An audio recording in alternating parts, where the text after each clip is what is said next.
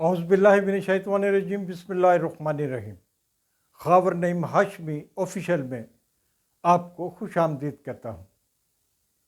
ناظرین گرامی، ہمارے آج کے پروگرام کا عنوان ہے آواں گی ہوا بن کے۔ جب میں کہتا ہوں کہ آواں گی ہوا بن کے تو لا محالہ آپ کے ذہن میں نام آئے گا حدیقہ کیانی کا۔ اور یہ سچ ہے کہ حدیقہ کیانی پر ہی ہم نے آج باتیں کرنی ہے۔ حدیقہ کیانی کو میں نے بہت سال پہلے سنا تھا۔ ان کا یہ گیت جو ہے، گیت تو ان کے بے شمار ہیں، جیسے دوپٹہ میرا ململ دا، یاد سجندی آئی، یا بلے شاہ کا کلام، یا دیگر صوفیہ کرام کے جو کلام ہیں وہ بھی انہوں نے گائے ہیں حدیقہ کیانی نے۔ اور پوری دنیا گھومی ہے حدیقہ کیانی جو ہے، وہ پوری دنیا میں کوئی ملک ایسا نہیں مجھے نظر آتا، بڑا ملک، جہاں پر لوگ اردو یا پنجابی سمجھنے والے ہوں اور وہ حدیقہ کیانی سے واقف نہ ہوں، یا حدیقہ کیانی نے ان ممالک کا ٹور نہ کیا ہو۔ وہ 26 سے زیادہ ممالک میں پرفارمنس کر چکی ہیں اور بار بار کئی ممالک میں وہ جا چکی ہیں، لیکن پچھلے کئی سالوں سے انہوں نے اپنی سرگرمیاں محدود کی ہوئی ہیں۔ تو یہ حدیقہ کیانی کے بارے میں پروگرام کرنے کا خیال میرے ذہن میں کیسے آیا؟ ناظرین، میں بالکل حقیقت بیان کروں گا کہ میں 2 دن پہلے ویب سرچنگ کر رہا تھا۔ ویب کے مختلف سرچ کرتا رہتا ہوں، کوئی چیز مجھے پسند آتی ہے تو میں دیکھ لیتا ہوں۔ تو اچانک حدیقہ کیانی کا یہ گیت بوہے باریاں تے نالے کندا ٹپ کے میں آواں گی ہوا بن کے، یہ سامنے آیا اور میں نے اس کو ایک بار پھر سننا شروع کیا تو مجھے محسوس ہوا کہ یہ گیت جو میں خود لائیو حدیقہ کیانی کو سامنے بٹھا کر بھی سن چکا ہوں، اور کئی محفل میں، کئی مجلسوں میں اس کو بار بار میں نے لائیو سنا ہے، اور بے شمار دفعہ ویسے بھی سنا ہے، اور میں نے کبھی اس کے شاعری پر اتنی توجہ نہیں دی تھی، کیونکہ میں جب پہلی دفعہ اس کو سنا، جب میاں شاید سلی کی حویلی میں ایک تقریب تھی، بڑی تقریب تھی، جس کا اہتمام شاید پاکستان ٹیلی ویژن نے کیا تھا، اس حوالے سے تھی، یا کسی اور تقریب میں جب میں نے پہلی دفعہ دیکھا تھا، تو حدیقہ کیانی کو آواز تو بہت خوبصورت محسوس ہوتی تھی، گانے کے بول بھی بہت محسوس ہوتے تھے، لیکن میں ان پورے جو گیت کے اشعار ہیں ان کی گہرائی میں کبھی نہیں گیا تھا۔ اب میں نے 2 دن پہلے جب میں نے اس گیت کو سنا تو ایک ایک لفظ اس کا مجھے اپنی گہرائیوں سے آگاہ کرتا چلا گیا۔ آپ اس گیت کو دوبارہ سنیں میرے پروگرام کے بعد، اور پھر بتائیے گا کہ کیا میں نے سچ بولا ہے یا نہیں۔ حدیقہ کیانی نے یہ گیت جب گاتی ہے تو صرف زبان نہیں گا رہی ہوتی، حدیقہ کیانی کی آنکھیں بھی گا رہی ہوتی ہیں، حدیقہ کیانی کا پورا چہرہ گا رہا ہوتا ہے، حدیقہ کیانی کے جسم کی پورا وجود جو ہے وہ آپ کو گاتا ہوا محسوس ہوگا، اس کے کندھوں سے لے کے ہاتھ کی پوروں تک آپ کو گنگناتی ہوئی محسوس ہوں گی، آپ کو احساس ہوگا، آپ کو لگے گا کہ حدیقہ کیانی کا رواں رواں جو ہے وہ اس گیت میں ڈوبا ہوا ہے۔ تو جب میں نے اس گیت کو مختلف دیکھا، ویب کے مختلف ویب پر مختلف جگہوں پہ پڑھا ہوا، تو مجھے پتہ چلا کہ اس کو ملینز، کروڑوں کی تعداد میں لوگ جو ہے وہ دیکھ چکے ہیں، لائک کر چکے ہیں، اور اس کو بڑی پسندیدگی، اس پہ بہت لوگوں نے ستائشی الفاظ بھی لکھے ہوئے ہیں ادھیکا کیانی کے لیے۔ پھر میں نے ادھیکا کیانی کے دوسرے گانے بھی سنے۔ ابھی یہ واقعہ ہوا ہی ہے تو یہ شاید قدرت کی طرف سے تھا کہ جب میں نے ادھیکا کیانی کا یہ گیت پوری گہرائی کے ساتھ، اور میں یہاں یہ انکشاف کرنا چاہتا ہوں جو میرے علم میں کم از کم پہلے نہیں تھا، کہ یہ جو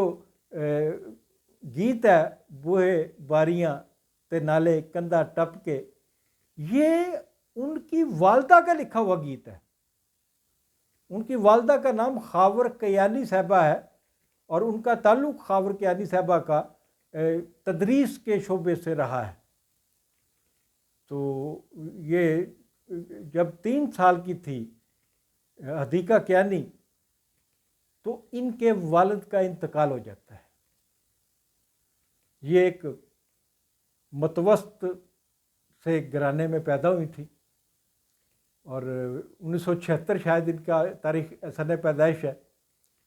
تو ان کے والد کی جب ان کی عمر 3 سال تھی اس وقت وہ انتقال کر گئے، اور اس وقت ایک بھائی اور ایک بہن ان سے بڑی تھی، یہ تیسرے نمبر پہ تھی، چھوٹی تھی۔ تو والد کے انتقال کے بعد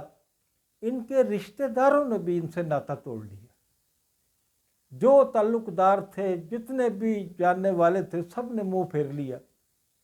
یہاں تک کہ ان کی والدہ کو بچوں سمیت بے گھر بھی کر دیا گیا۔ ان کی والدہ کی تنخواہ اتنی زیادہ نہیں تھی، اس وقت وہ سمپل ایک ٹیچر تھی کسی اسکول میں، تو اتنی زیادہ وہ ان کی آمدن نہیں تھی کہ وہ کرائے کا مکان افورڈ کر سکتی اور 3 بچوں کی تعلیم کو برداشت کر سکتی۔ تو یہ معاملہ جب انہوں نے اپنے اسکول میں جا کے بتایا کہ میں بے گھر ہو گئی ہوں اور میرے 3 بچے جو ہیں وہ بے آسرا ہو گئے ہیں، اور ہمارے سروں سے چھت جو ہے وہ چھین لی گئی ہے، تو اسکول کی انتظامیہ نے ان کی والدہ ادھیکا کیانی کی والدہ خاور کیانی صاحبہ کی جو ریپوٹیشن تھی اسکول میں، اس کو مد نظر رکھتے ہوئے فیصلہ کیا کہ اس گھرانے کو اسکول کا ایک کمرہ رہائش کے لیے دے دیا جائے۔ تو اس طرح ادھیکا کیانی اپنے ماں، اپنی والدہ اور اپنے 2 بڑے بھائی اور بڑی بہن کے ساتھ اس اسکول میں سکونت پذیر ہو جاتی ہیں، اور وہاں پر ان کی تعلیم کا سلسلہ بھی شروع رہتا ہے، اور اس کے ساتھ پرورش بھی اسی اسکول میں ہونا شروع ہو جاتی ہے۔ تو ادھیکا کیانی ابھی 7-8 سال کی جب ہوئیں تو ان کی والدہ نے محسوس کیا کہ ان کی بیٹی کا رجحان فطری طور پہ موسیقی کی جانب ہے۔ ان کی والدہ نے ان کی تربیت کا اہتمام کیا، اور ان کی تربیت کے لیے ماہر اساتذہ کی خدمت میں گوش گزار ہوئی کہ ان کی بیٹی کو سنا جائے اور ان کی تربیت کی جائے۔ تو بڑے اس دور کے نامور 3-4 لوگوں نے جو موسیقی میں بڑی اہمیت کے حامل نام تھے، انہوں نے ادھیکا کیانی کی تربیت شروع کی۔ ادھیکا کیانی نے 9 عمری میں ہی ریڈیو اور ٹیلی ویژن کے لیے کام کرنا شروع کر دیا، وہاں پر بھی گانا شروع کر دیا، یہاں تک کہ وہ انتہائی کم عمر تھی جب ملکہ ترنم نور جہان کا پی ٹی وی پر پروگرام شروع ہوا تو اس کی میزبان ادھیکا کیانی تھی۔ وہ بچی جو ملکہ ترنم نور جہان کے ٹی وی پروگرام کی میزبانی 9 عمری میں کر جائے، وہ کیا بلا ہوگی۔ تو اس طریقے سے ادھیکا کیانی جو ہے وہ آہستہ آہستہ آگے بڑھتی ہیں۔ ادھیکا کیانی شادی کرتی ہیں تو 6 سال کے بعد بچہ کوئی پیدا نہیں ہوتا، لیکن طلاق ہو جاتی ہے 6 سال کے بعد۔ پھر اس کے بعد وہ دوسری شادی ایک برطانیہ میں رہنے والے پاکستانی نژاد شخص سے کرتی ہیں، اور وہ شادی بھی کامیاب نہیں ہوتی، وہ بھی شوہر جو ہے وہ ان میں سپریشن ہو جاتی ہے۔ اس کے بعد جب 2005 میں زلزلہ آتا ہے، آپ کو پتہ نا، شمالی علاقوں میں، پاکستان میں اور گلگت بلتستان میں اور کشمیر میں شہروں کے شہر دفن ہو گئے تھے۔ اس وقت حدیقہ کیانی نے سیلاب زدگان کی مدد کے لیے پوری دنیا کے ٹور کیے۔ انہوں نے ایک ٹیم بنائی اور پوری دنیا گھومی، جہاں جہاں بھی جا سکتی تھی گئیں، اور وہاں سے بڑی مقدار میں پیسے لے کے آئیں۔ یہاں پر آ کر انہوں نے بے گھر لوگوں کے لیے نہ صرف سینکڑوں کی تعداد میں چھوٹے چھوٹے گھر بنوائے، ان کی مساجد کو تعمیر کرایا گیا، ان علاقوں کے بے گھر لوگوں کو